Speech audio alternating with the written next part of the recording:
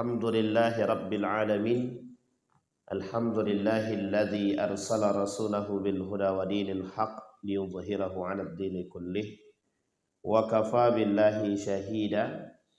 Ashhadu an la ilaha illallah wahdahu la syarika lah wa ashhadu anna Muhammadan 'abduhu wa rasuluh la nabiyya ba'd. Allahumma salli wa sallim wa barik ala hadzal nabiyil karim. Allahumma salli ala Muhammad wa ala ali Muhammad fil alamin innaka Hamidum Majid. Ya ayuhan nasu taqu rabbakumul ladzi khalaqakum min nafsin wahidah wa khalaqa minha zawjaha wa batha minhuma rijalan katsiran wa nisaa wattaqullaha alladzi tasaaluna bihi wal arham innallaha kana 'alaikum raqiba. Puji syukur kehadiran Allah dengan mengucapkan alhamdulillahirabbil alamin. Bersalawat kepada Nabi dengan mengucapkan Allahumma salli ala Muhammad wa ala ali Muhammad fil alamin innaka Hamidum Majid. Bapak Ibu sekalian yang berbahagia, mudah-mudahan di subuh hari ini Allah berkahi, insyaallah yang hadir husnul khatimah. Kemudian kita bermunajat kepada Allah untuk kedua orang tua. Allah tempatkan di tempat terbaik di sisinya. Allah terima amal ibadahnya. Allah kumpulkan kelak bersama orang-orang yang saleh. Dan untuk orang tua kita yang masih hidup, sehat, kuat, husnul khatimah, insyaallah diberkahi, rumah tangga yang sakinah, mawaddah, warahmah, anak-anak yang saleh dan salihah yang selalu mendoakan. Amin ya rabbal alamin. Di dalam satu hadis baginda Nabi Muhammad SAW, Nabi mengatakan yushiku an la taqumas sa'ah. Kata Nabi, hampir-hampir, kata Nabi, hampir-hampir. Ini bahasanya Nabi. Mendekat hari kiamat itu, an la taqumas sa'ah, hampir-hampir mendekati hari kiamat tersebut, hatta sampai, kata Nabi, yuqbadul ilmu. Jadi kata Nabi, hampir-hampir mendekati kiamat. Kalau bahasa kita nih, semakin dekat kepada kiamat itu, maka kata Nabi akan nampak 5 perkara. Ada nampak 5 perkara.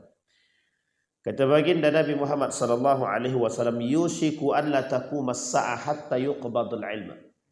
Kata Nabi, ketika mendekatnya hari kiamat itu, kalau kita bicara akhir hari kiamat, kita kemarin sudah sampaikan bahwa Nabi ini akhirul anbiya.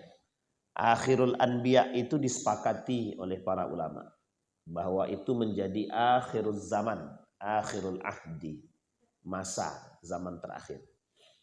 Jadi kita nih orang akhir zaman kalau bahasa. Kenapa kok bisa disebut dengan akhir zaman? Ya karena bernabikan Muhammad. Nabi kita Nabi Muhammad. Nah karena Nabi Muhammad ini akhirul anbiya, nabi terakhir. Lah kalau sudah nabi terakhir berarti kan tidak ada nabi lagi. Makanya dalam sebagian kitab itu, terkhusus kitabnya Armageddon itu, pembahasan pertama dari tanda-tanda kiamat kecil itu adalah lahirnya baginda Nabi Muhammad SAW. Jadi nabi lahir itu tanda kiamat namanya. Jadi tanda kiamat pertama itu adalah lahirnya nabi. Dan yang kedua wafatnya nabi. Jadi lahir dan wafatnya nabi itu tanda hari kiamat. Tapi tanda-tanda kecil. Alamatus sughra. Tanda-tanda kecil sebelum datangnya hari kiamat. Tapi kedatangan itu pasti semua. Tidak ada yang tidak pasti. Meskipun sifatnya hadis-hadis ini ada yang sifatnya khabar al-ahad. Hadis-hadis ahad. Hadis ahad itu yahtamilul itsnain. Ada 2 hal yang harus dipahami dari hadis ahad itu. Satu, berbentuk kabar yang memang kita harus mengetahui. Tapi hukumnya tak wajib. Tapi ada yang sifatnya kabar tapi diulang-ulang. Bahkan pengulangannya terkadang ada di dalam Al-Quran. Contoh seperti Dajjal, Ya'jud wa Ma'jud, hari kiamat. Maka poin mengimaninya itu hukumnya wajib. Kalau yang sifatnya khabar tadi, ya pasti namanya perkataan Nabi itu pasti terjadi. Hanya saja kita tidak bersandar mutlak kepada pemahaman tersebut. Bisa jadi ada hadis yang lain yang lebih kuat daripada hadis tersebut. Itu mungkin sih. Tapi kalau kita melihat fenomena tersebut, kita tak bisa lihat dari sekedar hadis Nabi saja. Kita juga bisa melihat dari fiqhul waqi'at namanya. Fiqhul waqi'at, fikih kejadian. Fikih perkara. Fikih prahara. Perlu tahu itu. Jadi kadang-kadang kondisi dan fenomena itu, alamat, tanda-tanda, itu menjadi satu dasar. Kalau kata Buya Gus Rizal itu, secara hadis dia mungkin dhaif, lemah ataupun lemah sangat. Tapi secara fakta bisa jadi dia benar. Benar banget. Kita ambil contoh. Ashabi kan nujum, kata Nabi. Hadis ini disepakati oleh beberapa para ulama itu mungkar hadisnya. Hadisnya itu. Ashabi kan nujum, man iqtadaitum ihtadaitum. Barang siapa yang mau mengambil pelajaran daripada kehidupan sahabat, mesti dia akan mendapatkan petunjuk. Kata sebagian ulama hadis, ini hadis mungkar. Tapi secara fakta, memang kehidupan sahabat itu memberikan petunjuk. Itu fakta. Apakah ada kisah sahabat yang tidak bisa dijadikan petunjuk? Tak ada. Setiap kehidupan sahabat dijadikan petunjuk. Siapa sahabat-sahabat Nabi? Sebutlah sahabat Nabi itu Ja'far ibn Abi Thalib. Pernah dengar cerita Ja'far ibn Abi Thalib? Bapak Ibu pernah dengar? Ja'far ibn Abi Thalib itu sahabat Nabi. Sahabat Nabi yang tak pernah genting menghadapi kehidupan meskipun taruhannya ketika itu mati. Dan nyawa di depan, kematian di depan mata. Jadi Ja'far ibn Abi Thalib ini diperintahkan oleh Nabi untuk berhijrah. Berhijrah ke negeri Habasyah. Di negeri Habasyah itu ada seorang raja. Raja Najasyi. Nah, Raja Najasyi ini tapi terkenal dengan bijaksana. Cuma Amr bin As ini yang ketika itu termasuk seorang bukan negosiator. Ya mungkin negosiator juga lah. Negosiator, kalau bahasa kita sekarang diplomasi. Diplomasi handal pada masanya Amr bin As. Dari sisi orang-orang Quraisy itu. Oh, itu sangat handal sekali. Cuma ketika itu kehandalannya tak bermanfaat. Amr bin As datang bersama kawannya dari Bani Quraisy yang datang dari Mekah cuma untuk menghasut. Dibawa oleh-oleh sekian banyak dari Mekah itu diberikan kepada Raja Najasyi. Ketika diberikan kepada Raja Najasyi, tujuannya cuma satu. Agar Raja Najasyi ini mau mengusir Ja'far ibn Abi Thalib ini bersama orang-orang yang berhijrah yang lain untuk meninggalkan negeri Habasyah. Apa jawaban daripada Raja Najasyi? Apa alasan saya untuk mengusir mereka? Aku menjamin mereka dan aku sangat menghargai setiap orang yang datang mengunjungi negeriku. Itu kata Raja Najasyi. Tapi apa kata Amr bin As sebelum dia masuk Islam? Kata Amr bin As, ini orang membawa risalah baru, agama baru. Bertentangan dengan agama kalian. Pokoknya dihasutlah. Dihasut. Dipanggil nih Ja'far ibn Abi Thalib. Ketika dipanggil Ja'far ibn Abi Thalib ditanya, benar enggak apa yang dikatakan Amr bin As tadi? Agamamu seperti apa segala macam. Benar. Benar. Memang agama kami tidak seperti agama nenek moyang kami. Kami menyembah Allah dan ada nabinya. Dari sisi kami ada nabi namanya Muhammad, disampaikan Ja'far ibn Abi Thalib. Tapi setelah itu apa kata panglimanya? Silahkan sebelum menghadap raja itu tunduk. Tunduk. Jadi Ja'far bin Abi Thalib ini disuruh tunduk. Usjudu kalau bahasanya. Dalam bahasa kitabnya dan hadisnya begitu. Usjudu. Kemudian dijawab sama Ja'far bin Abi Thalib, "Mali asjud." Kenapa aku harus sujud kepada dia? La nasjudu illa lillah. Di hadapan Raja Najasyi, itu Ja'far bin Abi Thalib cuma tinggal satu saja. Sekali saja Raja Najasyi bilang penggal, mati itu. Ketika Raja Najasyi mengatakan usir. Tapi apa kata Ja'far bin Abi Thalib? Kenapa kami harus bersujud? Dan kami tidak akan bersujud kepada makhluk kecuali kepada Tuhan kami. Uniknya ketika itu Raja Najasyi ini orangnya bijak. Apa kata Raja Najasyi? Difikirnya Pak, masih masuk akal. Dalam pandangan agama dia untuk sujud kepada seorang makhluk mungkin tidak diterima. Artinya Raja Najasyi bukan memandang dari sisi pelecehan atau merendahkan. Tapi Raja Najasyi melihat ada sikap kooperatif dari seorang pemeluk agama yang taat terhadap agamanya.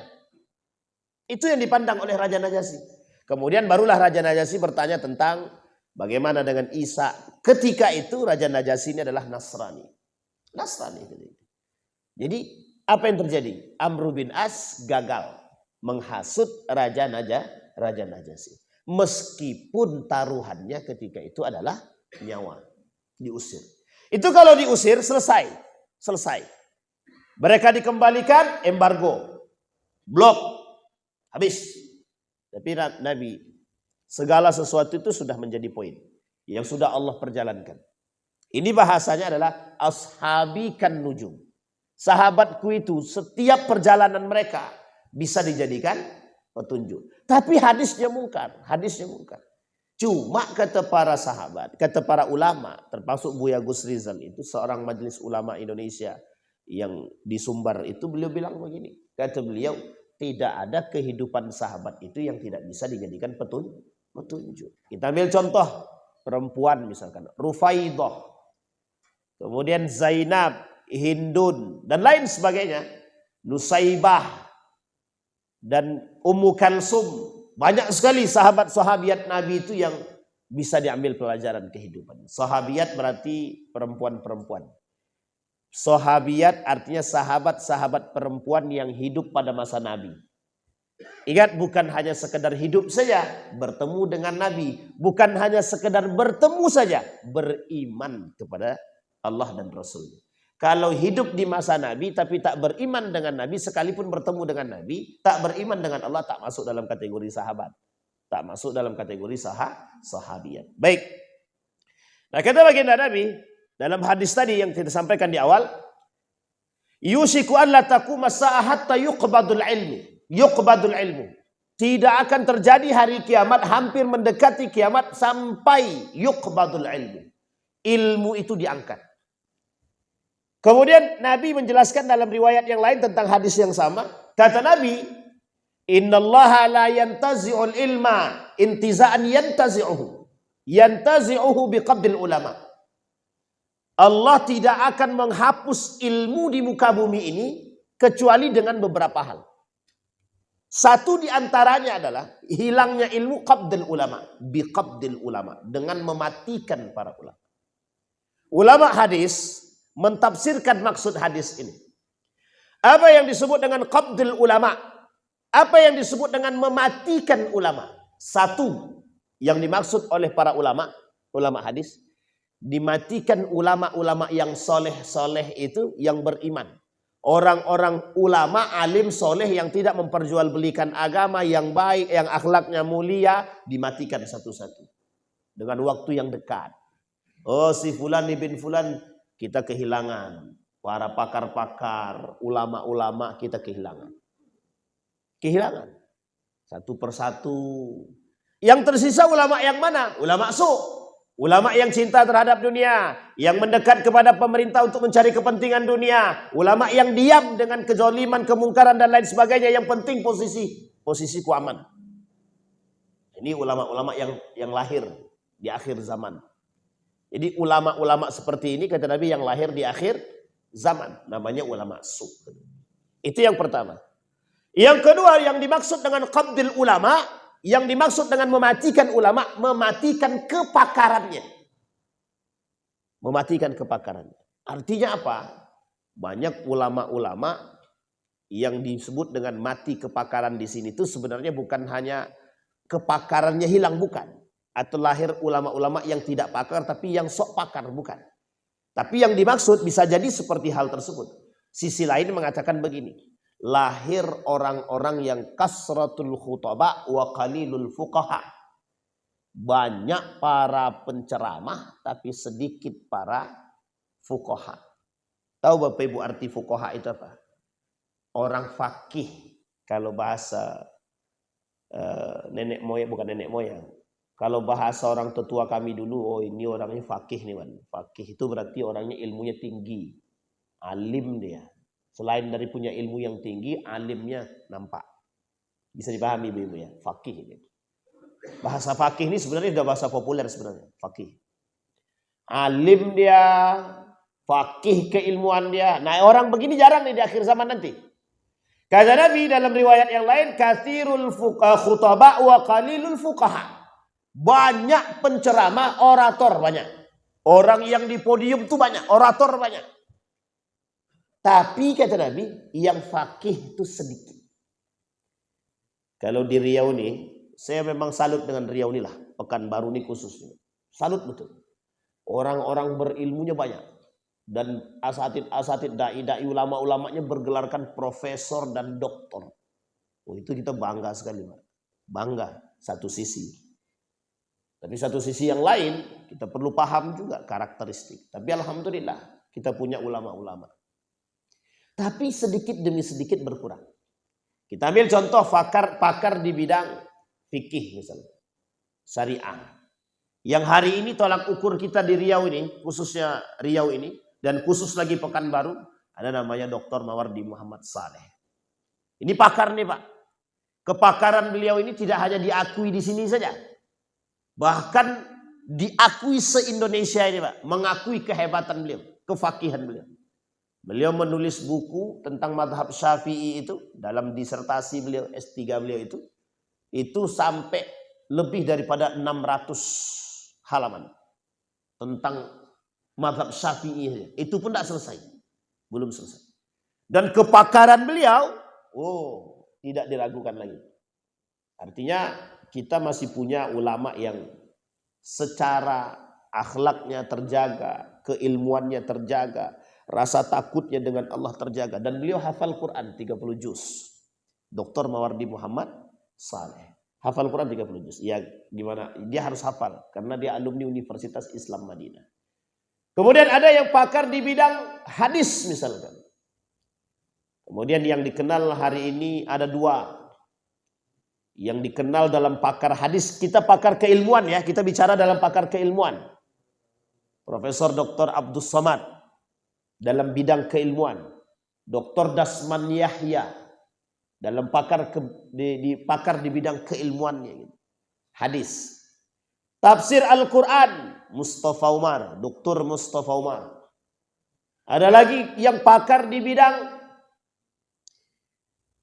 aliran-aliran dalam Islam, aliran-aliran politik dan aliran-aliran dalam Islam, mazhabiyah. Misran Agusmar, Ustadz Misran Agusmar. Dan orang-orang yang punya kepakaran di bidang. Artinya Bapak Ibu, Ustadz Misran Agusmar ini mufti Pekanbaru hari ini. Jadi mufti Pekanbaru itu hari ini adalah Ustadz Misran Agusmar, LCMA. Nah, itu mufti kita sekarang. Jadi mufti itu tujuannya adalah di mana tempat kita bertanya. Mufti bukan berarti tukang fatwa, bukan. Beliau, para mufti-mufti kita nih, mereka berhak mencari tahu informasi dan fatwa seputar problematika yang ada. Bukan mereka yang beristihad, bukan. Bukan mereka yang memfatwakan, bukan. Tapi merekalah yang mencari fatwa-fatwa atas problematika yang ada dan tempat umat bertanya. Persoalan kurban, mereka gerilya dari satu masjid ke masjid yang lain, Mereka berbicara tentang fikih kurban dan lain sebagainya. Bisa dipahami Bapak Ibu ya? Ini. Nah, kepakaran yang dimaksud yang hilang itu yang seperti apa?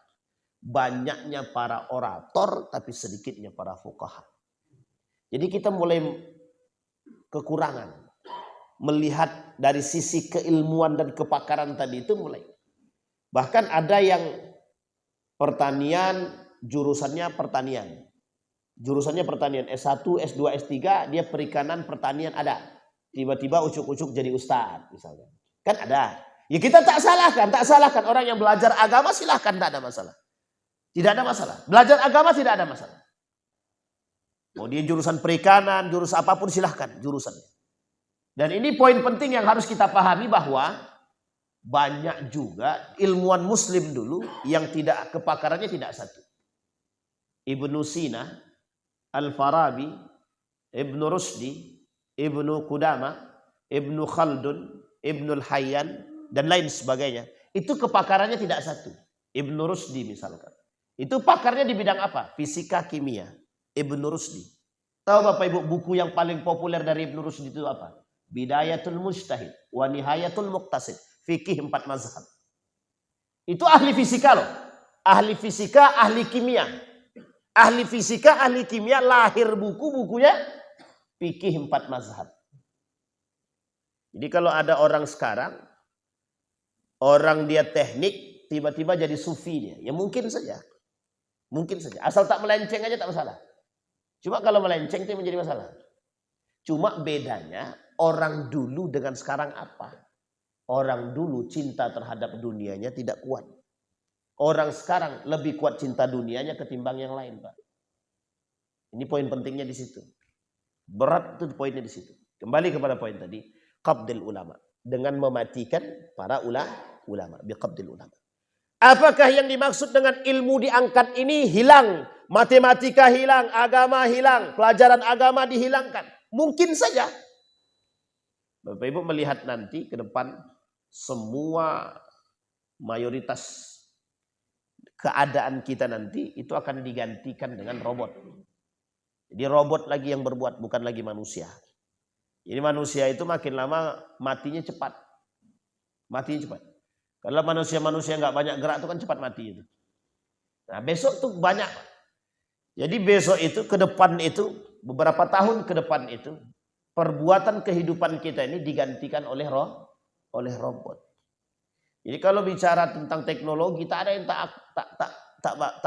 tidak ada yang tidak bisa dibuat hari ini. Ada namanya AI, tinggal tanya saja. Kita tanya sama AI. Kita misalkan buka ChatGPT, Gemini, kita tinggal tulis di situ. Yang punya HP, yang punya gadget dan lain sebagainya tinggal tulis di situ. Atau bisa dengan ngomong. Kita cuma bilang resep buat rendang. Dah keluar tuh. Dia sambil ngomong tuh. Dikasih tahu bumbunya A, B, C, D. Jadi tuh. Udah bisa Bapak Ibu buat buka rumah makan tuh. Bisa. Karena ada resepnya tadi kan. Tinggal buka saja. Tanya. Cuma masalahnya, apa yang tidak bisa digantikan oleh robot? Menjadi guru bisa digantikan. Menjadi, mohon maaf, tukang cuci bisa digantikan. Bisa. Yang dulunya Bapak Ibu jemur baju, kadang kalau hujan, lama keringnya.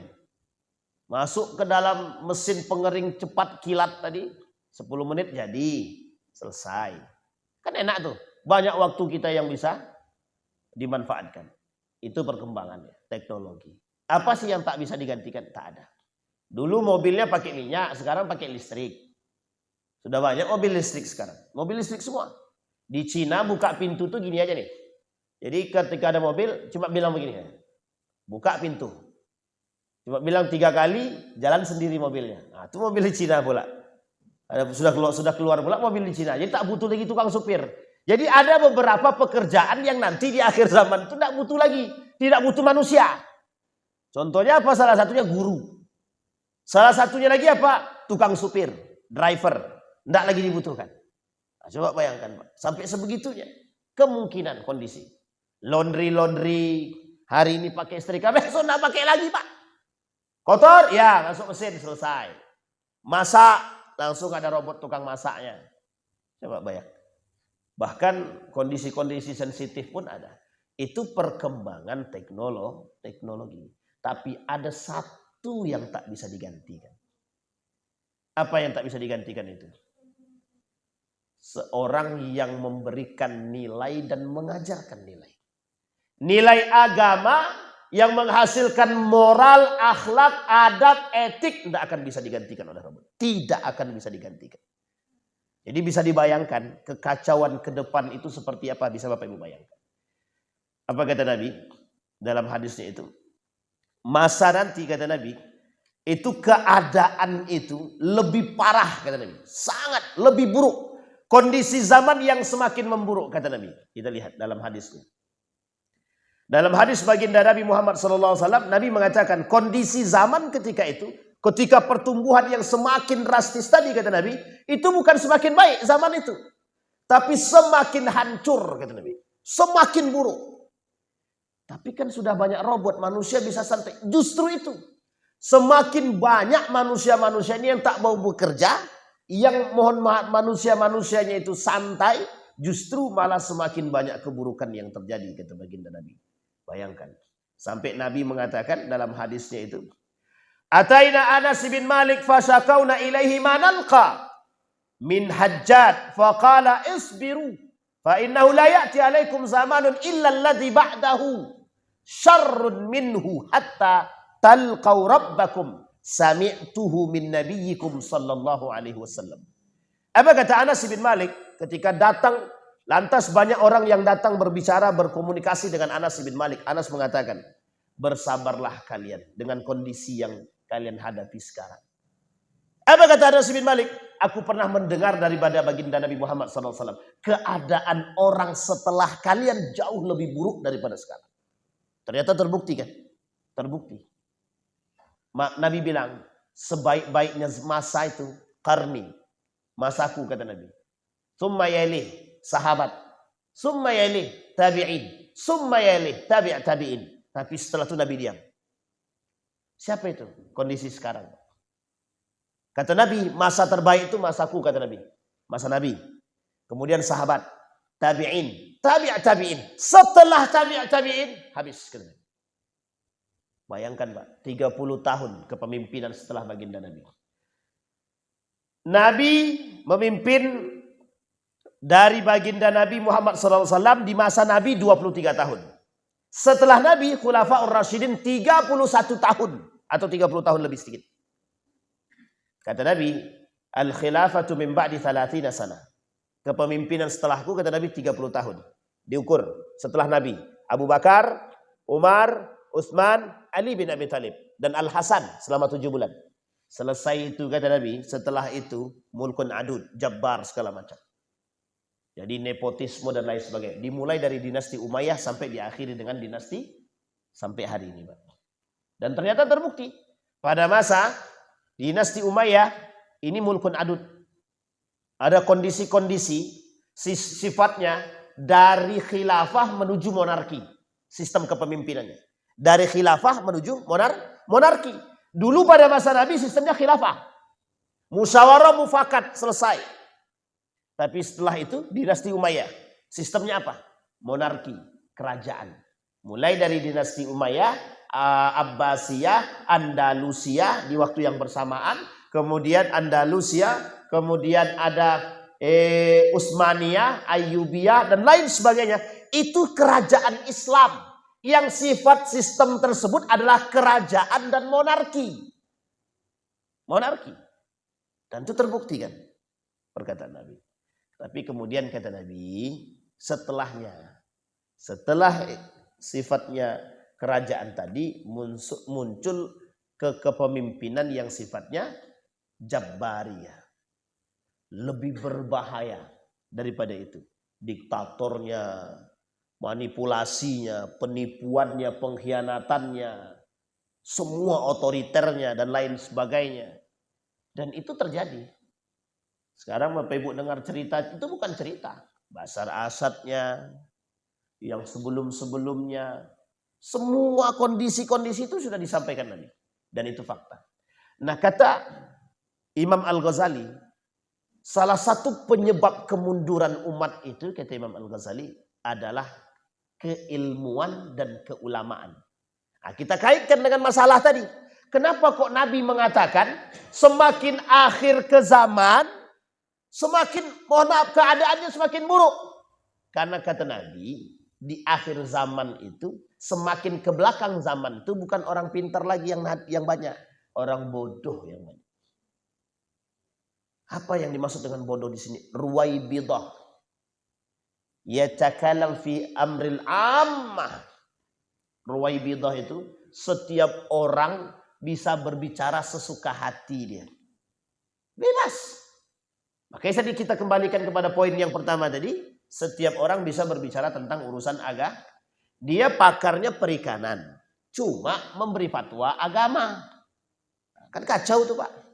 Kalau sempat begitu kan kacau itu. Bahkan akhir-akhir ini unik Pak. Saya tidak tahu kenapa. Kadang saya berpikir sendiri begini. Ya Allah, kok sebegitu ruwetnya dunia ini hari ini. Kok semakin kacau ya dunia hari ini. Ada yang ingin membuat kebijakan yang aneh-aneh. Ingin mengumpulkan semua hewan kurban. Jadi nanti hewan kurban dikelolai satu tempat, satu lembaga. Duit-duit amal sosial mau dikumpulkan, dikelola satu tempat, dan lain sebagainya. Wah, ini kan kalau sempat begini kejadiannya. Ya bagus sebenarnya meringankan pekerjaan kalau memang adil. Masalahnya keadilannya terjamin apa tidak. Banyak keanehan sekarang. Pembunuhan mudah merajalela. Pelecehan seksual dianggap dilakukan oleh seorang oknum kiai misalkan. Padahal sebenarnya belum tentu oknum kiai loh. Bisa jadi dia dukun jadi kiai. Kan bisa jadi. Kan kita nggak tahu. Bisa jadi kan. Bisa jadi. Kemudian banyak lagi muncul ya kasus-kasus lah. Kriminal-kriminal. Bahkan mohon maaf. Kalau tadi kita sempat memuji. Ya gimana. Kalau kita bahasakan Pekanbaru nih Pak.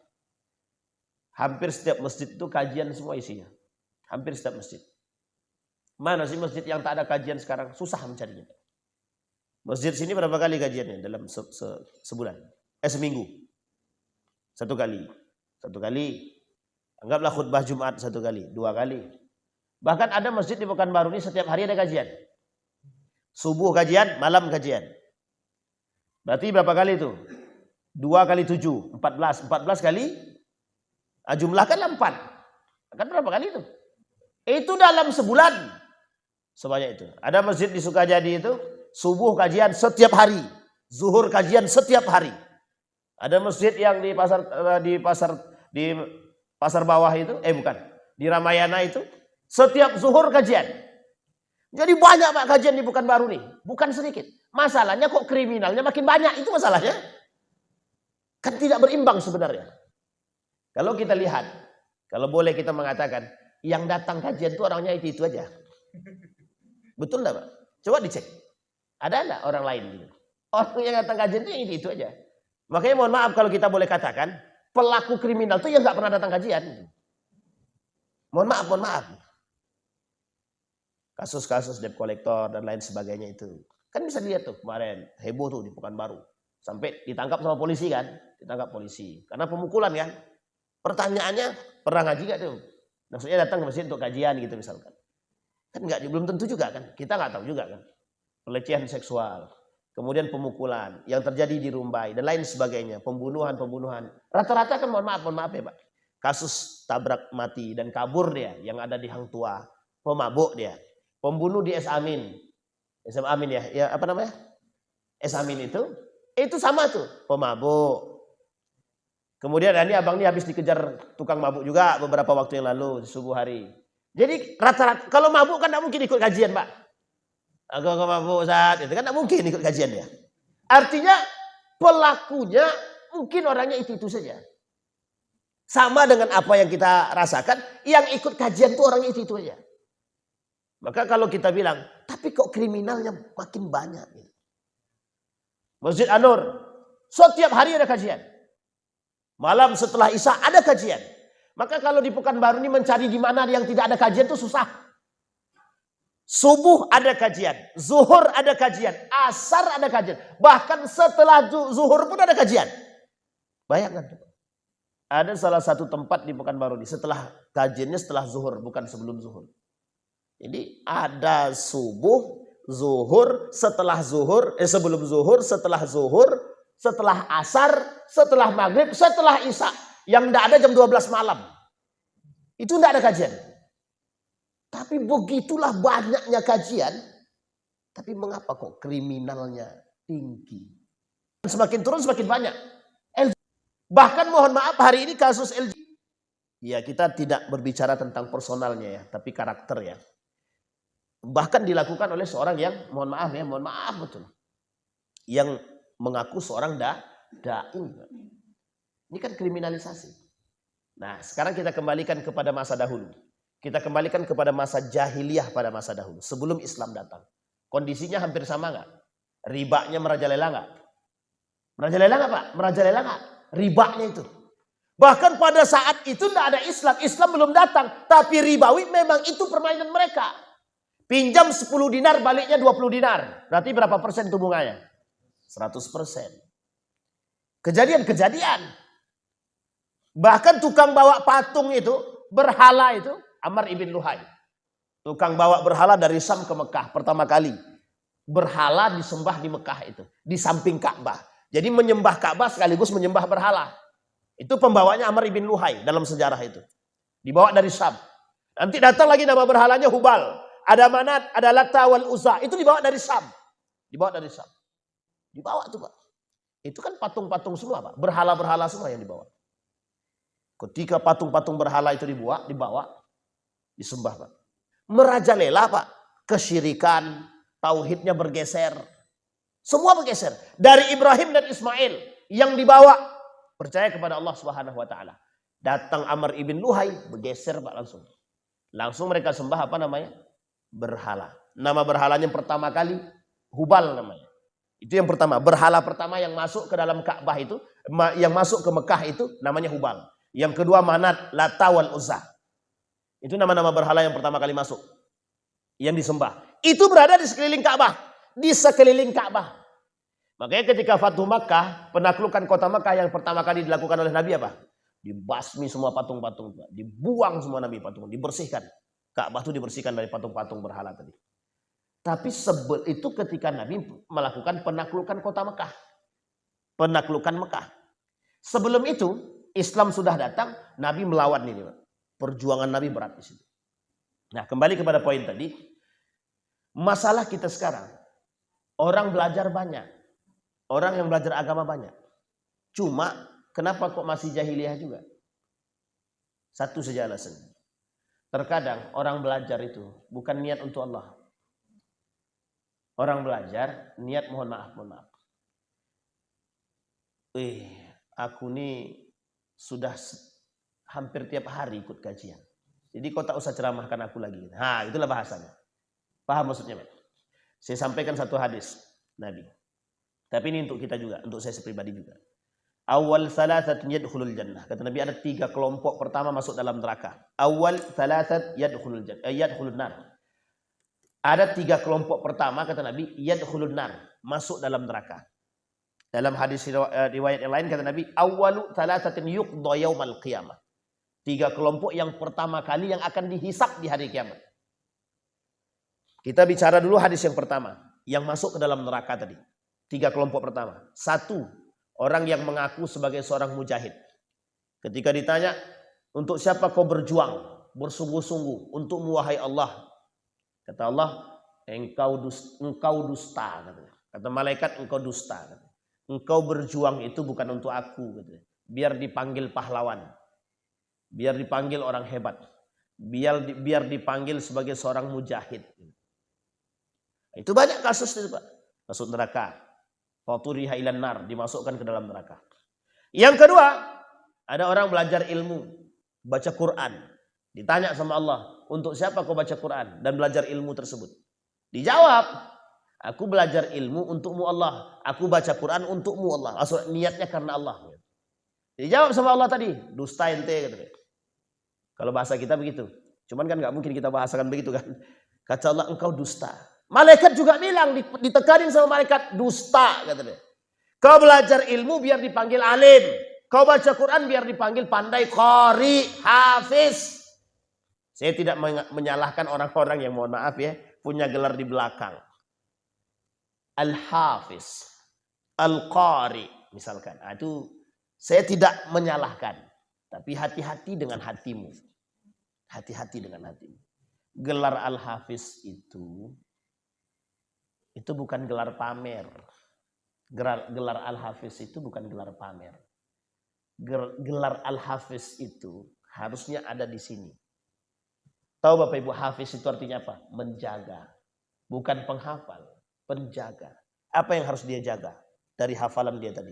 Bukan hafalan yang harus dia jaga. Yang terpenting itu bukan menjaga hafalan. Yang terpenting itu menjaga ini. Hafalan dia punya, terjaga, tapi ini dia tak bisa jaga, rusak. Makanya kata Allah, untuk siapa kau menghafal Quran? Untukmu Allah, bohong. Kau hafal Quran, biar dipanggil orang, oh Ridwan Al-Hafiz. Ah gitulah, kan kira-kira bahasanya. Tapi bukan Ridwan saya Bu ya, yang lain. Kacau tuh, sempat saya pulang kan. Bisa dipahami Bapak Ibu. Itu, nah sekarang pertanyaannya kita kaitkan dengan hadis Nabi yang pertama tadi. Apa maksud biqabdil ulama tadi? Kata Nabi, yasbutul jahlu, tersisa orang bodoh. Orang bodoh yang dimaksud itu orang bodoh yang seperti apa? Apakah yang tidak punya ilmu? Tidak. Kalau dibilang tidak punya ilmu, tidak. Rata-rata gelarnya profesor, doktor, master, sarjana. Sekarang saya tanya Bapak Ibu. Hampir sulit mencari orang yang tidak sarjana. Tapi rata-rata pengangguran. Pengangguran? Sarjana juga kan. Sarjana, master, doktor bahkan. Ada kok yang doktor yang nganggur juga banyak. Pertanyaannya kita bukan berbicara pada persoalan nganggurnya. Kita berbicara pada persoalan ilmunya. Sekarang kita tanya. Orang nuntut ilmu sekarang mau ngapain? Mau ngapain? Ada ndak orang hari ini yang menuntut ilmu murni lillahi ta'ala? Sulit. Sekarang orientasi semua universitas itu. Apa? Selesai kuliah dapat kerja. Itu orientasi. Semua universitas. Kalau ada universitas, oh kami tidak, kami orientasinya lillahi ta'ala. Bullshit. Bullshit. Bohong. Kalau ada universitas yang mengatakan kami ini adalah orientasinya lillahi ta'ala. Bohong. Bohong. Sebutkan nama universitasnya. Semuanya sama. Karena tolak ukur bahwa universitas ini bagus, ternama, itu bukan pada akhlak dan takwanya. Ini kecerdasannya. Sekarang kecerdasan itu bisa dibuat. Namanya kecerdasan buatan. Apa namanya? AI. Artificial Intelligence. Kecerdasan buatan. Makanya kita mengatakan ada satu yang tak bisa digantikan oleh AI itu. Manusia berakhlak, beradab, dan bermoral. Nilai. AI tidak bisa mengajarkan adab. Tidak bisa mengajarkan moral. Tidak bisa mengajarkan etika. Nilai, tidak bisa. Tapi kalau AI mengajarkan ilmu bisa. Bisa, tinggal tanya kok. AI, mau tanya siapa nama pembunuh Utsman bin Affan? Keluar Pak. Ada? Ada semua ilmunya. Ada ilmunya. AI, bisa enggak kau menjadikan aku ini berakhlak? Enggak akan bisa dijawab Pak. Enggak akan bisa. Paling dia kasih kisi-kisi. Ini loh jadi orang bertakwa. Itu doang Pak. Yang lain enggak bisa. Bisa dipahami Bapak Ibu? Itu kata Nabi. Anda belajar ilmu, Anda belajar Quran untukku atau bukan? Inilah yang disebutkan oleh Nabi dalam hadisnya. Nanti kata Nabi di akhir zaman, orang belajar itu niatnya sudah berbeda. Orientasinya sudah berbeda. Itu disampaikan. Nah inilah yang menyebabkan kekacauan jahiliyah tadi Bapak Ibu. Pada saat itu, orang jahiliyah pada saat itu bukan bodoh Pak. Bukan bodoh, pinter Pak. Kalau bodoh tidak mungkin dia jualan Pak. Tidak mungkin dia jualan. Jualan aja, kalau mereka jualan itu untungnya besar-besaran Pak. Dan tidak ada mereka istilah berdagang itu 1 hari 2 hari pulang. Tidak ada Pak. Berdagang mereka keluar ke Syam, ke Palestina, ke Mesir, ke Madinah, ke Persia dan lain sebagainya.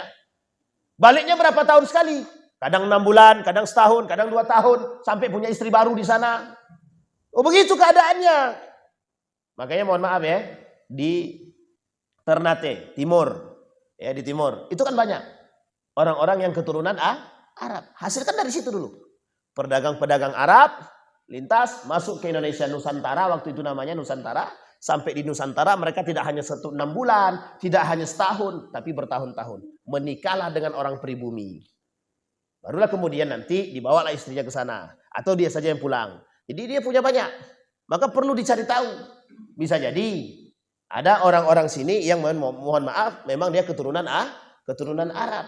Tapi hidungnya pesek Ustaz, kok bisa keturunan Arab? Ya bisa jadi, mamanya pesek. Bapaknya mancung, bisa jadi. Dan ini keturunan. Tapi keturunan Arab ya, bukan keturunan Nabi. Keturunan Arab. Sampai di sini bisa dipahami Bapak Ibu. Dan ini poin. Jadi pergeseran itu biasa. Nah apa kata Anas bin Malik? Isbiru, bersabarlah. Kalimat isbiru ini Bapak Ibu, diperuntukkan kita hari ini. Sangat cocok untuk kita hari ini. Bapak Ibu, karena kebodohan yang dimaksud nilai tadi, kebodohan agama tadi, yang jujur bisa jadi bohong. Yang bohong bisa dianggap jujur. Pengkhianat bisa dianggap orang amanah. Orang amanah bisa dianggap, itu faktanya begitu. Bapak Ibu kan sudah bisa lihat sendiri itu faktanya. Susah kali Ustaz mencari orang jujur sekarang. Ya itu dia. Kok susah kali Ustaz mencari orang yang amanah hari ini? Ya itu dia. Siapa ketuanya? Si A. Fulan bin Fulan. Oh, bentar lagi nih hilang duit itu. Nah, kan begitulah kasus kita sekarang. Jadi kondisi seperti ini. Baik. Itu maka nah kemudian yang ketiga kata Nabi, orang yang bersedekah kata Nabi. Kata Nabi dalam hadis ini yang 3 masuk neraka tadi, yang sedekah. Yang sedekah maksudnya yang seperti apa? Mereka sedekah ditanya sama Allah. Untuk siapa kau sedekah? Fima tasaddaqta, tasaddaqtu fika. Kemudian dijawab kata Allah, kadzdzabta wa taqulul malaika kadzdzabta, tasaddaqta liyuqalu sakha'an aw mutasaddiqa. Engkau bersedekah itu bukan untukku kata Allah. Kau bersedekah biar dipanggil dermawan, biar orang-orang memujimu. Faturiha ilan nar, kemudian dimasukkan ke dalam neraka. Itu 3 kelompok pertama tadi. Orang yang sok berjuang untuk Allah. Orang yang belajar ilmu dan membaca Al-Quran karena Allah tapi semata-mata karena dunia. Yang ketiga, orang yang pura-pura bersedekah karena Allah. Nah ini poin masuk neraka. Nah pertanyaannya adalah, apakah ini karena mereka kurang ilmu? Bukan Pak, bukan. Justru karena mereka kurangnya iman. Kembali kepada poin tadi, yuqbadul ilmu. Ilmu diangkat itu maksudnya adalah orang berilmu tersisa yasbutul jahlu, kebodohan. Orang yang pinter tapi tidak punya iman, bodoh. Atau memang orang bodoh beneran. Orang yang bodoh beneran, jahiliyah beneran. Contoh, orang-orang yang menjual harga diri atau menjual diri. Nah, isinya di media sosial hari ini itu menjual diri namanya. Mau tersinggung mereka terserahlah. Maka kata Ustaz Adi Hidayat, sekarang ini lahirlah generasi kontainer namanya. Tahu Bapak Ibu generasi kontainer? Konten kreator. Itu namanya generasi kontainer. Kata Ustaz Adi Hidayat, bukan saya ngomong. Saya kebetulan tadi malam melihat video beliau. Apa kata beliau tentang membahas hadis yang saya bahas ini? Itu beliau bilang namanya generasi kontainer. Kenapa? Konten kreator. Sekarang saya tanya, semua konten kreator kan? Semua sekarang di media itu semuanya mengaku menjadi seorang konten kreator. Bahkan mohon maaf, sedekahnya aja harus dikonten kreatorkan. Harus dikontenkan. Sedekah tuh Pak. Ini motivasi. Benar. Sebenarnya bukan karena motivasi. Bukan untuk motivasi sebenarnya. Tapi tujuannya untuk menambah follower. Ya kan? Karena semakin banyak follower, semakin banyak duitnya. Itu aja Pak. Kalau tidak, mohon maaf. Kalau bukan karena itu, ada enggak orang mau buat? Tidak ada. Sekarang pertanyaannya satu aja.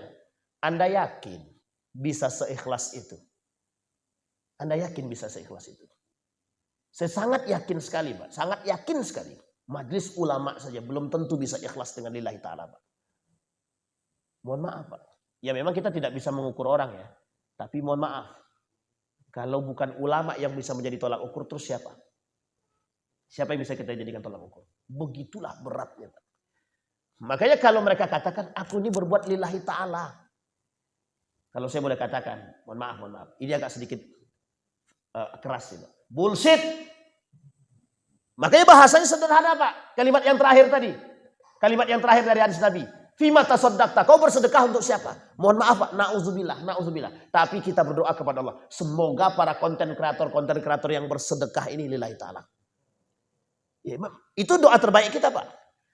Karena banyak juga orang-orang yang mempromosikan produknya melalui konten kreator. Kalau bahasa kita sekarang namanya influencer. Nah, selebgram. Tahu Bapak Ibu selebgram kan?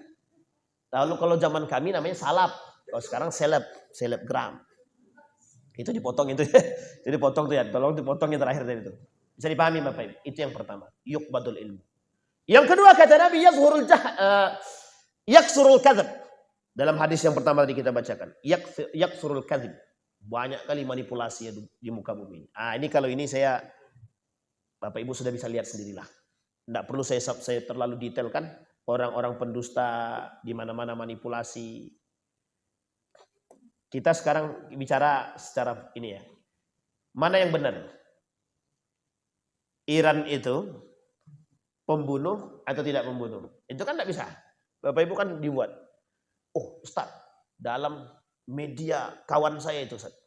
Ustadznya bicara begini. Bahwa Iran itu dulu yang membunuh umat Sunni. Sekian ratus ribu manusia.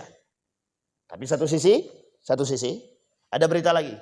Seorang ustadz mengatakan bahwa Iran itu bagus, begini. Yang pejuang. Sekarang saya tanya, mana yang benar? Yang pertama apa yang kedua? Bingung semuanya kan. Mencari kebenarannya bingung. Bisa dipahami ya? Ini poin. Tergantung manipulasi media. Dulu Inggris Prancis berantem. Dimenangkan oleh Prancis. Amerika mengeluarkan media. Dikeluarkan oleh Amerika media. Yang menang itu Inggris, bukan Prancis. Apa yang terjadi Pak? Disebarkan oleh Amerika, media di media-media bahwa yang menang adalah Inggris, bukan Prancis. Padahal yang menang siapa? Prancis. Apa yang terjadi Pak? Investor dari negara asing tarik diri dari Prancis. Apa yang terjadi? Prancis jual emas akhirnya Pak. Siapa yang nampung emasnya? Amerika. Pinter enggak tuh? Itu yang dilakukan oleh Amerika sekarang. Tahu Bapak Ibu yang dilakukan oleh Amerika sekarang apa? Yang dilakukan oleh Amerika adalah menciptakan perang. Jadi wajib Pak, menciptakan perang itu wajib. Tahu kenapa alasannya? Biar bisa menjual alat senjata dia. Jadi kalau tidak dijual, kalau tidak ada perang bagaimana menjual senjata? Tidak bisa. Maka diciptakanlah perperangan. Itulah kelakuan Amerika sekarang. Sama Israel itu. Yahudi itu. Menciptakan perperangan biar bisa menjual senjata. Itu kasusnya Pak. Makanya mohon maaf, Amerika dengan Saudi kerjasama. Kerjasamanya di sisi mana? Persenjataan dan militer. Yang melatih militernya Saudi siapa? Amerika. Persenjataannya dari mana? Bisa dipahami ya? Ini sejarah politik. Tapi artinya manipulasi dunia. Manipulasi dunia.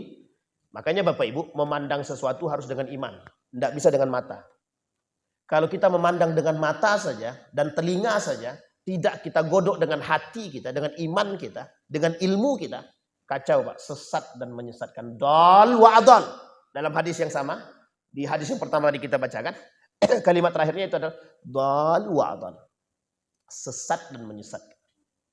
Sama dengan yang tadi, orang berilmu tapi tidak punya iman, berbicara dia, nafsu saja yang keluar Pak, nafsu saja yang keluar.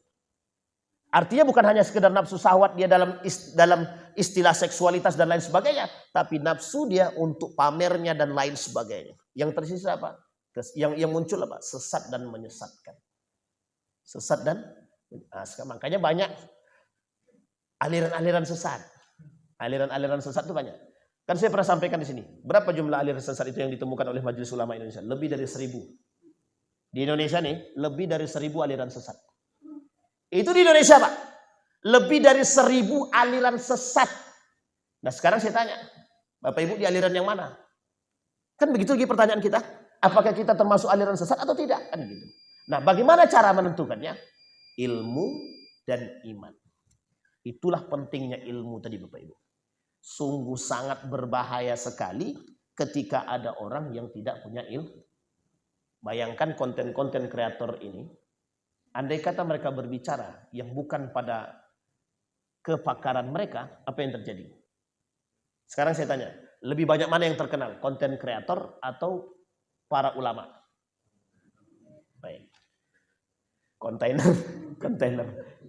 Sekarang pertanyaannya, lebih banyak mana yang bisa mempengaruhi? Ulama atau kontainer tadi? Itu dia. Masalah kita di situ sekarang. Masalah kita di situ. Akhirnya penipuan-penipuan, bukan penipuan sebenarnya. Peluang untuk tipu daya tadi banyak. Karena mereka tidak pakar. Nah, ini masalah kita, Pak. Kata Ustadz Adi Hidayat, orang-orang yang tidak pada pakarnya berbicara pada aspek tersebut, maka yang terjadi adalah dhalun wa adal, sesat dan menyesatkan. Maka bahasa Nabi dalam hadisnya, idza wusidal amru ila ghairi ahli fantazir as-sa'ah. Ketika keahlian itu tidak dilakukan oleh orang yang ahlinya, maka yang terjadi adalah kerusakan dan kehancuran. Baik, sampai kita pada poin yang kedua dalam hadis yang pertama tadi. Dia ada 5 tanda tadi kata Nabi. Pertama, ilmu diangkat.